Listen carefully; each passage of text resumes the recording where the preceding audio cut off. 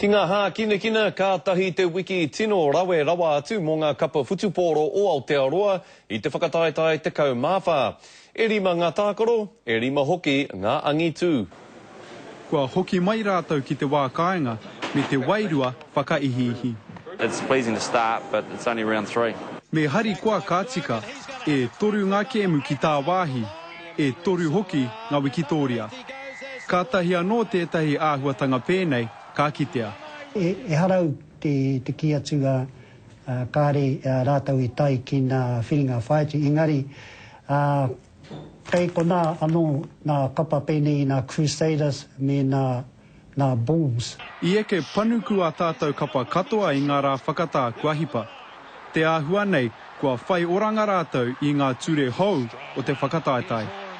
Kua hua rere kē nā ture I roto te kēmu. Kua tere te haere o te pōro I Wainganui nā kaitākaro. I tēnei wiki ka tūtaki ngā rangatira ki ngā whero ki Kirikiriroa. Overall squad's in pretty good heart and feeling confident, but ready to face the next challenge. He pakanga hoki kei te haere ake, ka tuki rai ki te rai, te kapa kahurangi o tāmaki makaurau ki a Waitaha. Ka hoki atu a Stephen Brett ki te wāhi tīmata ia I roto I te whakataetai nei, me tana kapa ōmua, engari, ko nā Crusaders katoa. Wai kā hua, wai kā tohu, mā te wā e kōrero. He ta Gardner, te karere.